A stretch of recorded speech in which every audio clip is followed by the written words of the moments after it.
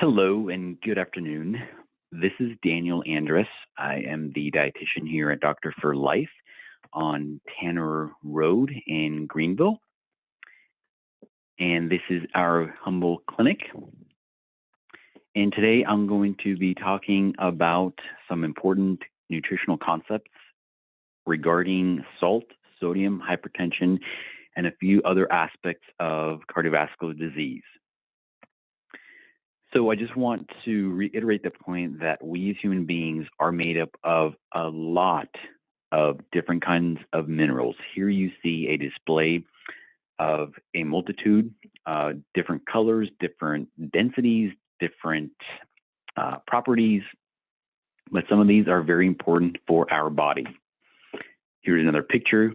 So for example, you can see hydrogen in a more solid state, probably combined with another element or two. Hydrogen is very abundant. You can see number 5 is carbon, oxygen in a solid form as well, aluminum, silicon, sulfur. Again, you can see different colors and textures and densities of all these different types. For example, calcium is very important. Sodium is number 8. Looks like it might have a bluish tint. There are different pictures because there are different colors because there are different combinations of elements found in the periodic table. Here is the entirety of the periodic table in picture form. And so I just want to give you a little bit of background on minerals and their importance in the human body. Okay, first of all, we as human beings need the same vitamins, but we cannot operate without vitamins. Vitamins are very complex structures. Some of them are very simple and basic, and some of them are very complex, which I will show you in just a few seconds. But what makes up the backbones and the foundational structure of these vitamins? Minerals. Minerals can also be called electrolytes, ions. They can have a positive and negative charge. And so they will help promote chemical reactions in our body. They also help form body structures. You can think of calcium, the main ingredient in our skeletal system. And minerals are said to contribute about 4% of our adult body weight. Now, this is referring specifically to the minerals that are used for function, not those in tissue, because if you can take everything, we have a lot more minerals. We're just talking basically about those that can be found or measured in the blood. Now, deficiency of minerals and vitamins will lead to some sort of physiological and or structural abnormality, and your tissues function will begin to decline to the point where you cannot function anymore. And the reintroduction, putting it back in your food, consuming it one more time will help prevent or alleviate, and in most cases should bring back health. And there are instances where the deficiency of minerals or vitamins can be so exacerbated, so severe that function of organs and tissues can no longer be regained. For example, here is a very, very important vitamin, vitamin A, which is also in its retinol form. There are several different forms of the vitamins. And I don't want you to get caught up in the complexity of this structure, but I just want to show you, for example, carbon, carbon, carbon, carbon. Basically, this is all that makes up the vitamin A retinol form. Now we have the element, the atom, the ion, the electrolyte, oxygen, and hydrogen here.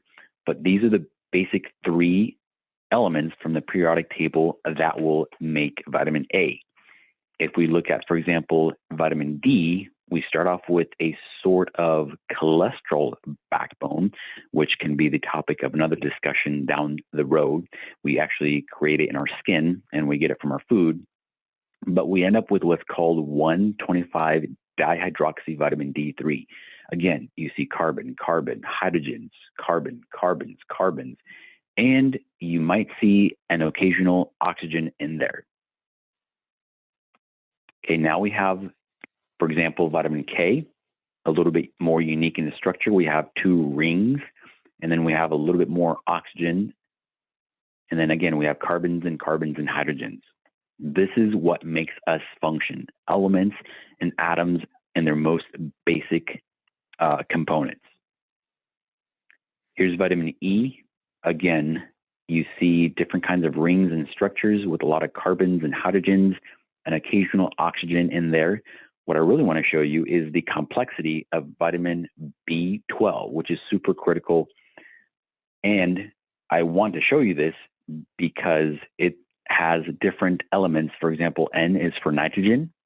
Don't confuse N for the Na that is involved in the sodium abbreviation. Again, the uniqueness of the vitamin B12 is that it has a cobalt mineral at the center of one of its large rings.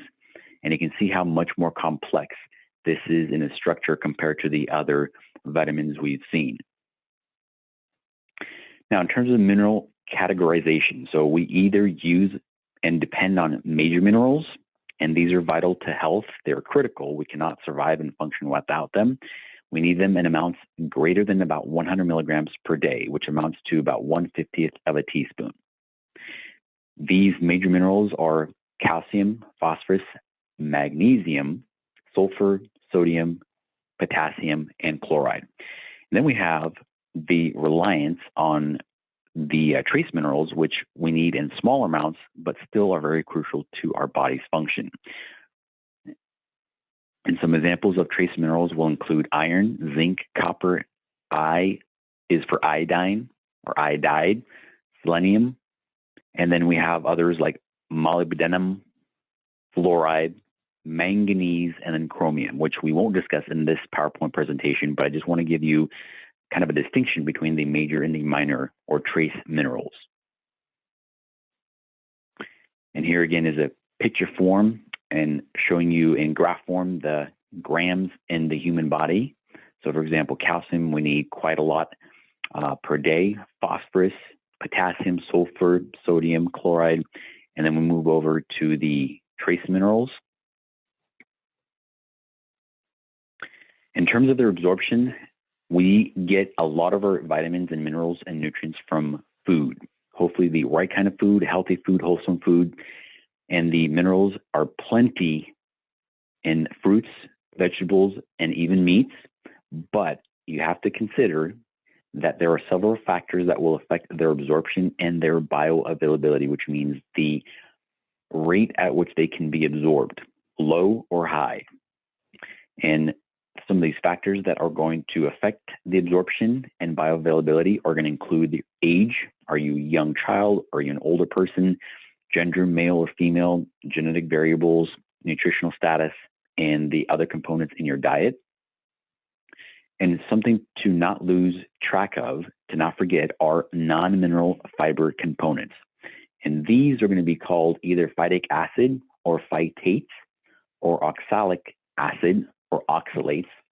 And these are going to be found in some raw foods, and they're going to be bound to important minerals like iron, calcium, zinc, and so forth. Now, one food item that a lot of people will promote as being very rich in calcium, especially for vegans or vegetarians, might be raw spinach. That does truly contain some calcium, but it has a low absorption and bioavailability rate because it's bound to these two factors up above, the phytic acid or phytates and oxalic acid or oxalates. So what's a good idea to overcome this hurdle? It will be to cook the spinach till it wilts a little bit. You can also soak some other foods, grains, nuts, beans, lentils, and so forth to help break down these what are called anti-nutrients. Now, as with other nutrients, they are going to be pulled into what are called the small intestine enterocytes, or the cells. And these are also going to be absorbed. The nutrients, the minerals, are also going to be absorbed in your colon. And for example, two of those very important minerals are going to be sodium, which is abbreviated Na+, and potassium. So some of these will travel freely in the bloodstream, like calcium or sodium. And that can be bound to another protein called albumin. But what you don't want to find floating around freely in your bloodstream is iron, because it is very oxidative. What does that mean? It likes to pull off things from other components or substances like electrons or hydrogens. and so it must be found bound to transferrin. Since many minerals have similar charge and size, +2, +1, -1, -2, they will compete for absorption at the receptor cell sites in our intestines, small intestines, and our large intestine, aka the colon. So this is why I never promote, I'm not a huge promoter of overloading on minerals via supplements, bottles, pills, capsules, multivitamins. Get these from real food. So food sources pose little risk for overtoxicity, overconsumption, other contaminants that are found in bottles and pills and supplements. And there are also very many beneficial vitamin and mineral interactions that we have yet to discover. Okay, for example, we have non-heme type of iron that is going to be sourced from mostly plants, beans, greens. So the iron in that form in plants and vegetables is not really well absorbed. And what would benefit and increase its absorption is adding some vitamin C. So if you have some beans or some kale or some greens and so forth, and you squeeze a little bit of lemon or lime juice, you will increase your chances of consuming and absorbing that non-heme iron. We also know the importance of vitamin D on the calcium absorption. And one of the B vitamins, for example, thiamine, which is B1, cannot function without magnesium or manganese. So again, this is just a little bit of background. Hopefully you find it interesting because I really want to get to the topic of sodium. Both plant and animal sources provide minerals, and I always am going to promote animal sources better absorbed than plant because there are no binders, which we talked about previously, those phytates, phytic acid, and oxalates and oxalic acids, or you can also add to that list tannins. So when processed, cooked, or stored, animal products also have the advantage that they lose less minerals. And a whole nother topic that can be discussed, but we'll save it for a later time, is the soil that our plants are grown in and that our animals, cattle, sheep, goats, chickens, and so forth will eat and consume what they're given, or small insects. That soil has to be very rich in nutrients, and it plays a crucial role in how rich the foods that we get and we consume are going to be in the minerals themselves. And one type of food, one category of food that I try to steer people away from are processed and refined grains that do lose a lot of their vitamin E, the B vitamin category, and a lot of minerals. And sadly, they're not replaced when we consume them in a form like white bread or even a lot of the quote unquote whole wheat breads that are on the shelves at the supermarket these days. So white flour is highly refined, has a much lower mineral content. But one thing to keep in mind here is that maybe it has more sodium than it really needs to have. And so this enrichment only adds elements or minerals like iron, but it forgoes and does not add the selenium, zinc, and copper back into our food. And excessive intakes will lead to toxic results. For example, some people may take iron supplementation pills or even copper because they heard one thing that was good about it on a Facebook ad or post or a news article. They may have heard it from somebody, and people are likely to make the mistake of going to the store and buying a whole bottle of supplements and just popping them like candy. And I want you to realize that there's a very small range between just enough and too much. And this will come into play when we talk about sodium and salt. Now, there's also the real possibility that supplements themselves can be and often are, unfortunately, contaminated with lead, arsenic, other heavy metals, or chemicals that shouldn't really be in your body. So I wanted to start by posting a joke about sodium, but I was like, nah, people probably wouldn't understand. If you don't get the joke, that's okay, because Na is the chemical symbol abbreviation for sodium on the periodic table.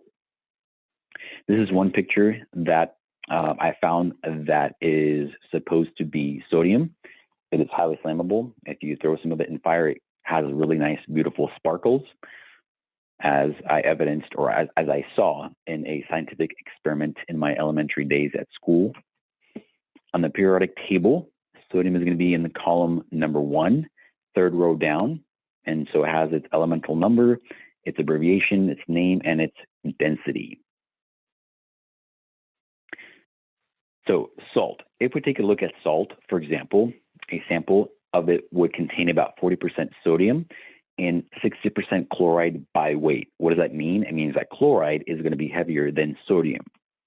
So 1 teaspoon, this is something that I want you to write down, highlight, put an asterisk by it somewhere on your notes if you're taking notes. 1 teaspoon of salt will contain approximately 2,400 milligrams of sodium. And you're probably thinking, well, is that good? Is that bad? I'll show you and I'll explain to you in just a few moments. The sodium Na symbol comes from the Latin term natrium. And believe it or not, salt was actually traded and used as a form of payment many, many centuries ago. And that's where we get the term salary comes from salarium.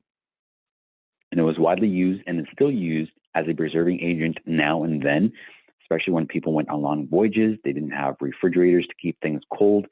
So they knew that salt would help pull out a lot of the water that bacteria and other microbes and pathogens would need to survive. And you were able to have something that was preserved meats, and so on. Now, the statement can be made on many news articles or informative brochures that nearly all Americans exceed dietary requirements for this important mineral, sodium. But what I want you to never forget is that our body craves, our body needs, we like to taste salt. Salt is super important. This is what a microscopic picture of some of these salt crystals will look like. It's pretty neat to take a look at this seasoning agent that we use every day. And this reminds me of stones from the Mayans or the Incans that have hieroglyphics etched on their sides. Just really pretty neat and interesting how they're really square. Now, it goes without saying that the government, the guidelines, the dietary guidelines have been attempting to make a very strong effort for many decades to reduce sodium intake. It's still a major public health campaign. But keep in mind that this depends on which angle you're looking at it from. Are we considering the SAD, the standard American diet, or are we considering something like low carb keto way of eating, which has a lot less sodium in its food? So we might need to increase our salt intake. Now, there are differences. I personally believe, expertly believe, professionally believe that there are some differences that exist between the fast food, processed iodized table salt that may have a lot of other fillers and dehydrating agents to prevent caking. I believe something like titanium dioxide or other agents. And the more natural, less processed salt like sea salt or Celtic sea salt, Himalayan pink salt. There are many different varieties out there. And these do contain more trace minerals, though a lot of dietitians will say that there's no difference between the white table salt and the more grayish, moist, clumpy looking Celtic sea salt or even the pink Himalayan salt. What is sodium important in the body? Well, when we put a teaspoon or a tablespoon or some specks of sodium, salt, and chloride in water, it will begin to disassociate. That means it will break apart. They become separated because those chemical bonds have been broken due to being placed in water. And the same thing can happen, for example, with sugar. It dissolves. Now, they track more water, the positive sodium and the negative chloride, and they also help control the movement of fluid and water in and out of cells. And so this is why it's really important, again, to never forget how vital sodium and chloride salt is to maintaining fluid balance by moving and pumping sodium ions where more water is needed. And it's also involved in conducting nerve impulses. So we have what's called the action potential, the connection between sodium and potassium, more scientific than I really want to get into, but just realize it is important in communication of our nervous system. And we also use sodium to absorb glucose or sugar or carbs or starches in our cells. And so our body does a very good job, or does its best, to try to balance the sodium in our body. So sodium intake varies greatly from hour to hour, meal to meal, day to day, week to week. Some days we may not eat a lot. Some days we may eat a meal or snacks like potato chips that will provide us with plenty of sodium. And the term that our body is going to try to maintain is called homeostasis, equilibrium, balance.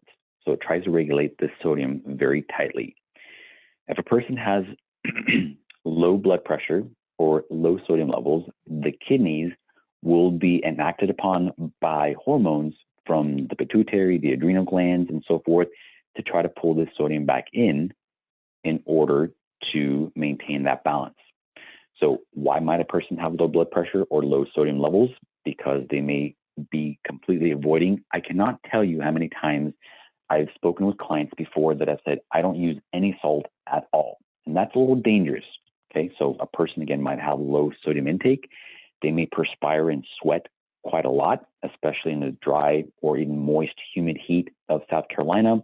They could have had some vomiting or diarrheal episodes. So they're losing a lot of fluid, a lot of other electrolytes like potassium, sodium, and that would need to be replenished. And again, even people who are doing marathons and running, it's not a good idea to just drink water to rehydrate and satisfy your thirst. You need to make sure you're getting those electrolytes like sodium and potassium back into your system.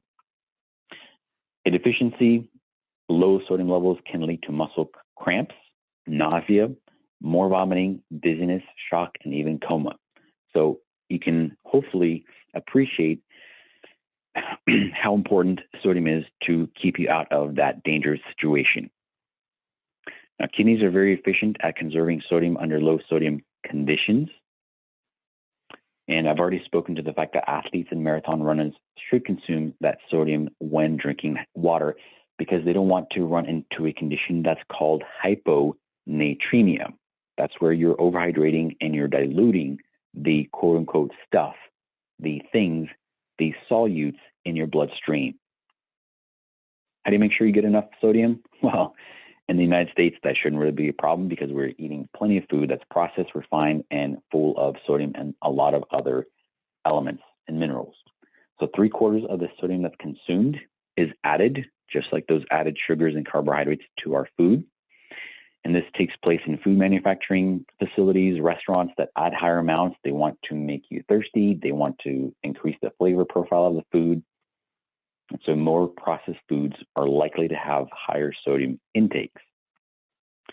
Common foods that are consumed that are also processed, refined include white bread rolls, hot dogs, luncheon meats, cheese, canned soups, a lot of Americans' favorite fast foods like French fries, pretzels, potato chips, which are my weakness. I try to limit them to maybe once every couple of months. We also get some sodium that is naturally occurring in foods and vegetables like celery and cilantro. If you ever have chewed a piece of celery or taken some cilantro in your mouth, you'll realize if you've not eaten anything else with it, that you have a pretty salty taste from either celery or cilantro.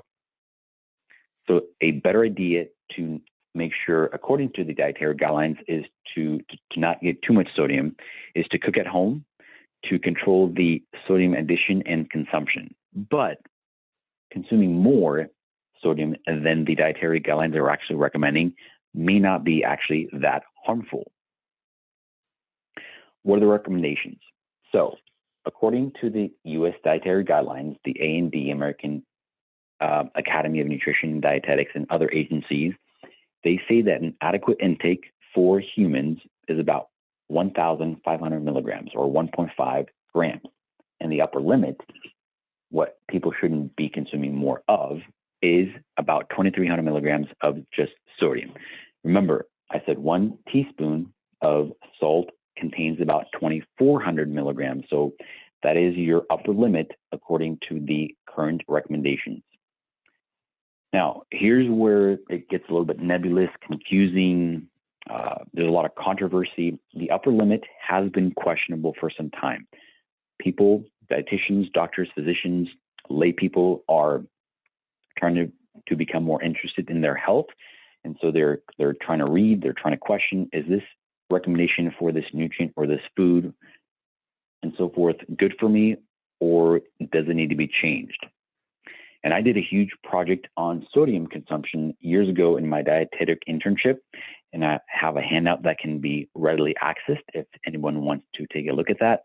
But I looked at over more than 20 research studies that showed we may actually be consuming too little sodium and salt. Okay, so again, here are the general guidelines. High intakes may lead to hypertension or high blood pressure, and we don't want to have high blood pressure because it can lead to heart disease, heart attacks, blockages, plaque buildup, damages to your arteries, and so forth. And what are the average intakes of sodium in the United States? Well, they range between about 2,300 to 4,700 milligrams per day. Now, a very, very important point to consider, only a small amount of people are actually sodium sensitive. About 10 to 15% is what I discovered and what is shown in some of these scientific, peer-reviewed, evidence-based studies. So again, only a small number of people are actually sodium sensitive, which means that if they consume sodium, their blood pressure might jump up 2 or 3 or 4 or 5 points. Okay, not a big deal in the big spectrum of things. The other 90 or 85% of people, they can eat a lot more salt, a lot more sodium, and their blood pressure won't be affected at all. So a very critical question to ask is why have we extended these sodium recommendations to those people who are not affected? Why are we limiting a person's intake to about 1,500 milligrams or 2,300 milligrams per day if that sodium intake does not affect their health at all? It is a little bit incorrect and potentially damaging, harmful to blindly make these recommendations fit the entire population. So the reason for the question that I'm asking is that, again, too little sodium might actually be detrimental.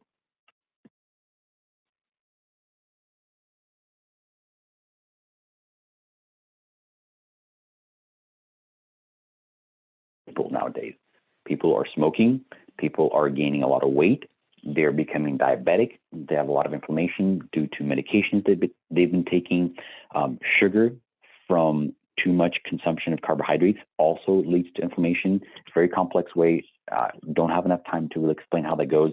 But these three, among a few others, are more important risk factors to consider rather than just plain old simple sodium consumption. So sodium is not the only factor that may affect or increase a person's blood pressure. And the American Heart Association mimics the recommendations for the adequate intake. They are saying that people should consume less than 1,500 milligrams of sodium to reduce their chances of hypertension. But 95% of North Americans consume above, greater than the upper limit. What was the upper limit? 2,300 milligrams for sodium. But here comes another important mineral element into the picture. Potassium has kind of the opposite effects of sodium. So whereas we have thought, we've been promoting, we've been shoving down or in people's minds that sodium is going to increase your blood pressure, potassium actually decreases blood pressure. What are people consuming? Or are they consuming enough potassium? Not really. They're under-consuming potassium and maybe over-consuming sodium. So I just want to make sure that that is clear. We may actually be putting too much blame on sodium when we're not, in fact, getting enough of the other elements and minerals like potassium at the same time. And the potassium recommendations are a little bit higher for people to get every day, about 4,700 milligrams. So there are some books that might have some more information about sodium and hypertension, and a statement is made that a relationship between dietary sodium and health outcomes in older adults remains unclear. Well, hello, folks. If it remains unclear, why are we still promoting the recommended amounts of sodium milligrams per day? Okay, another statement was made. Sodium intake was not associated with a 10-year mortality, cardiovascular disease, or congestive heart failure risk, even when all other variables were taken into account. What does this say? Well, hello, again, going back to the fact that a lot of people are not sodium sensitive, sodium may not be associated at all with increasing a person's chances of dying from something related to their heart or heart disease. And the authors of that study emphasized the need for additional rigorous studies before recommending any further sodium restrictions lower than 2,300 milligrams per day. Again, what does this say? What does it scream? It means we need to reassess the recommendations that have been promoted or foisted on the American public for the last 30, 40, 50 years. Okay, more conflicting information about sodium. So although current research suggests no association between sodium intake and the risk of cardiovascular disease, heart failure, or death, the medical community still recommends that adults should reduce salt intake, therefore reducing sodium intake, to reduce their risk of hypertension risk later. Are you confused by this point yet? I would be, and I've been studying nutrition for the last 20 years. To complicate matters, the scientific community continues to debate this issue as research presents conflicting evidence. Hopefully, I can provide you with some more clear, cut and dry evidence that will alleviate any fear about the lovely, tasty seasoning agent that we use every day. Now, several studies failed to link sodium with heart disease and stroke. Again, these are just comments and quotes and points that have been made by people with medical degrees or PhDs. Most cases of hypertension have no clear-cut cause. Well, you might have been given a diagnosis. There is primary hypertension that is also known as essential hypertension. It has no known cause. Could be stress, could be something else. There's secondary hypertension that results from disease, such as your kidneys not functioning very well. You may not be getting enough sleep, sleep apnea, and again, a lot of other factors that can cause either primary or secondary hypertension. You've all heard, hopefully, what a normal blood pressure should be, about 120 over 80. If you're at 117 over 78, you're perfect. If you're 124 over 82, no big deal. Okay, 130 over 85, that may be pushing into prehypertension. I have had friends, acquaintances, clients, patients that have had blood pressures such as 200, 210 over 115. That is a serious issue. So again, risk factors: having a family history of high blood pressure, hypertension, obesity, diabesity, which is a term coined that combines diabetes and obesity together, inactivity, alcohol, and again, we're leaving sodium as a questionable risk factor. Again, I'm not saying that every single person is not affected by sodium, but very few people seem to actually be affected. So increasing age, if you have had plaque buildup due to damage, inflammation on the inside of your arteries, calcified and non-flexible arteries, you want your arteries to be very flexible, like that hose in your garden, very nice and malleable. What does science actually say about sodium? Okay, so here is where we get into the more nitty-gritty hard facts of science.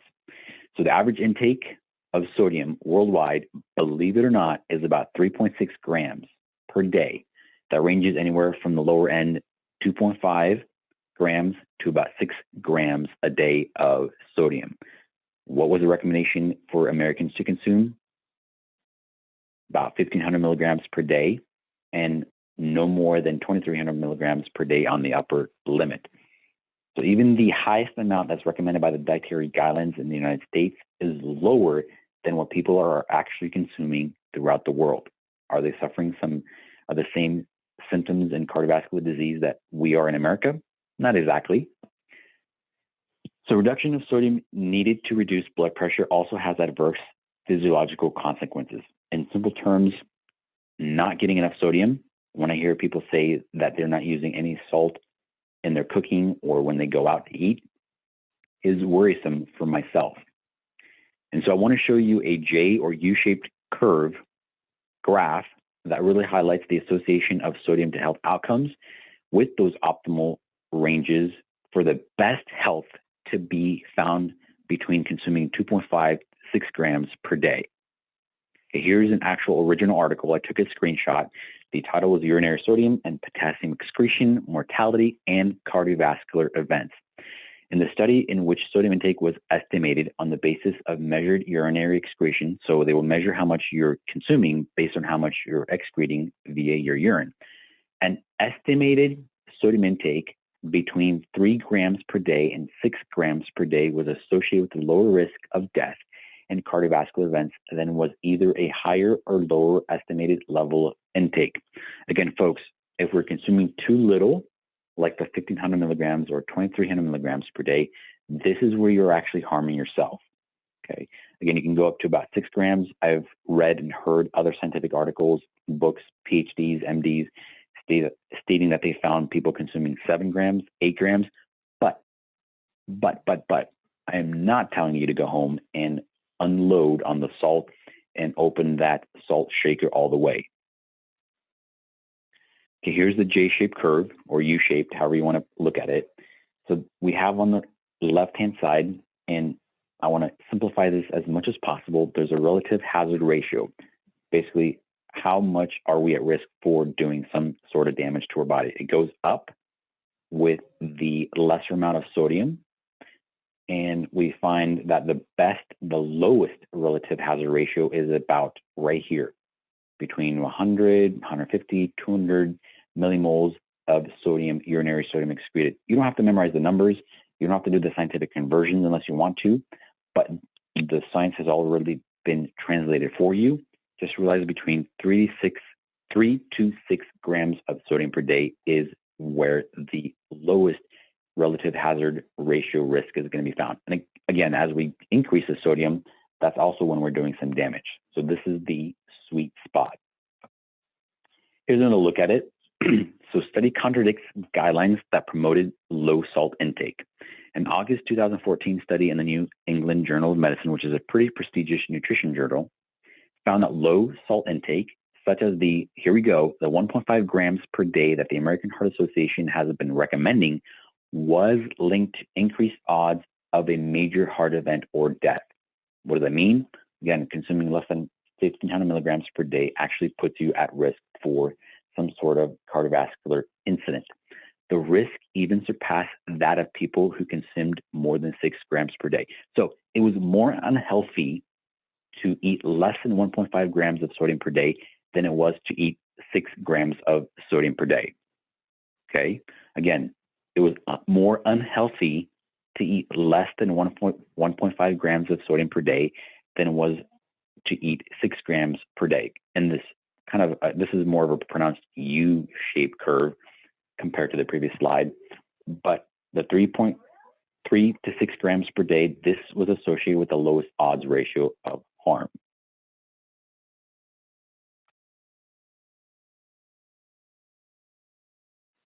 Now here's some other articles, links. You can type in salt, the truth about salt in Google search box, and you'll get plenty of hits.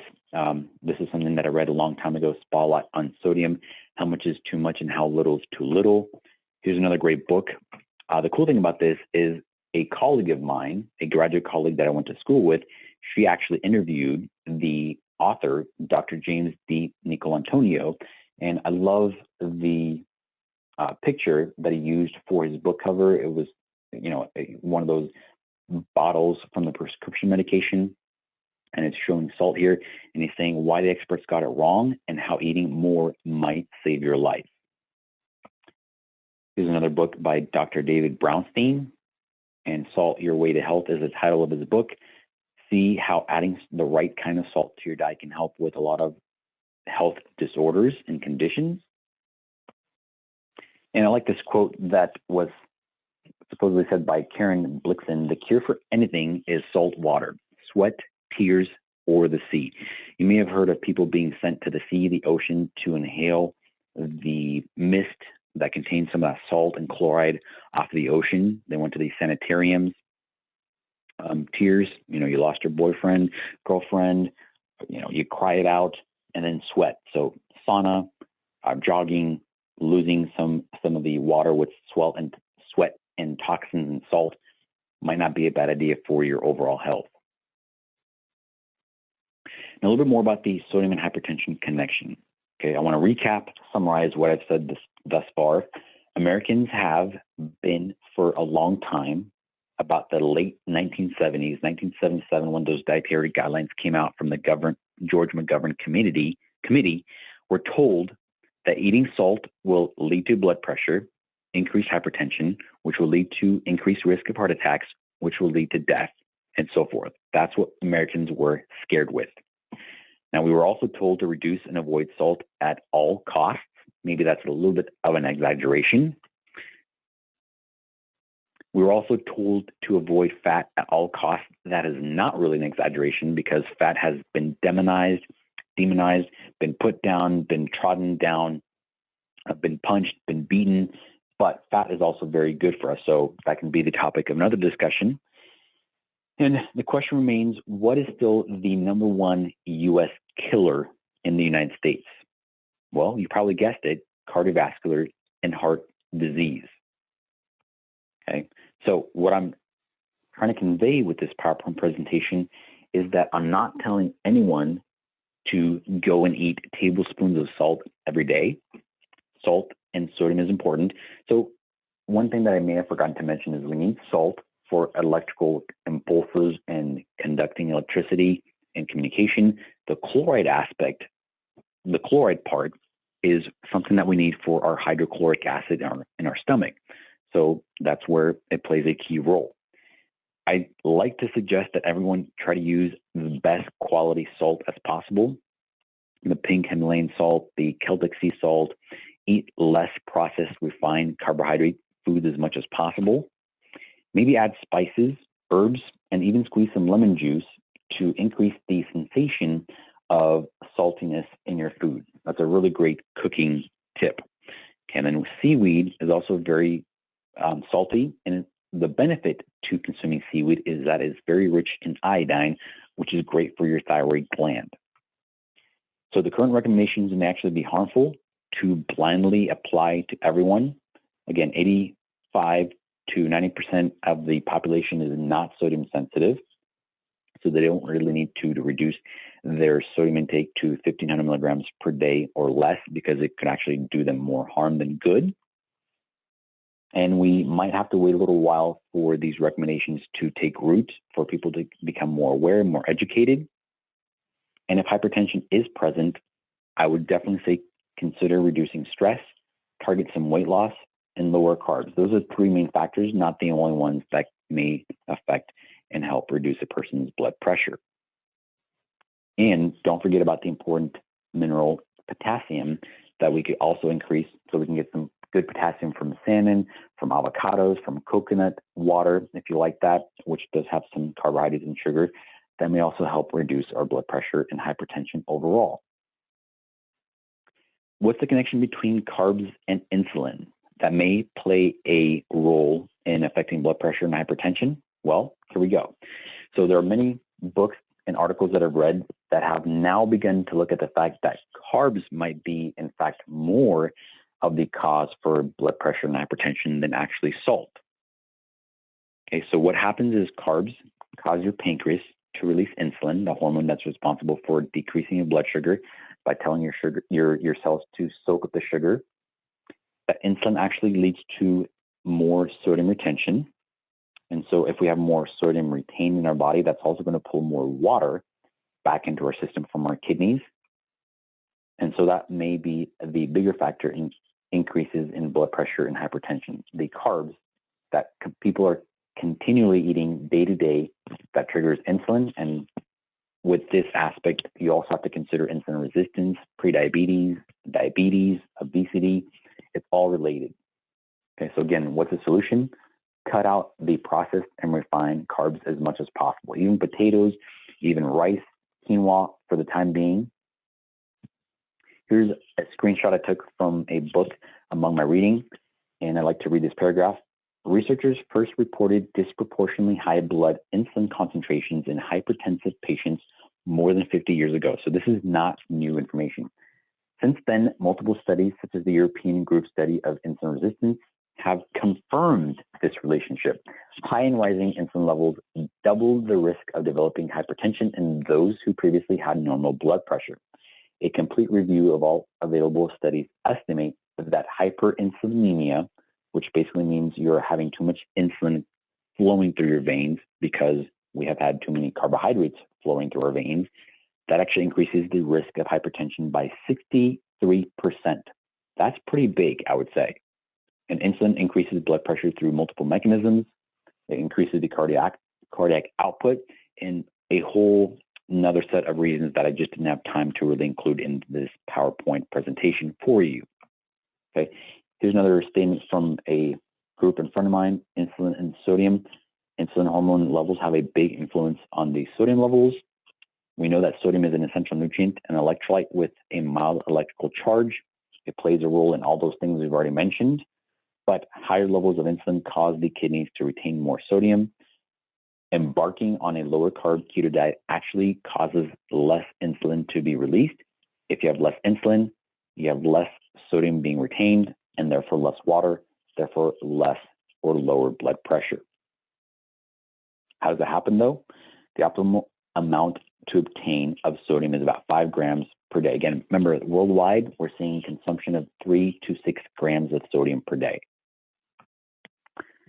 That pretty much concludes my presentation on sodium, hypertension, carbs, insulin, so forth. And I am now going to go to the store and try to beat my high score in this game that you might find at this video game at Walmart. Hopefully you get the humor, and I'll see you next time for another presentation.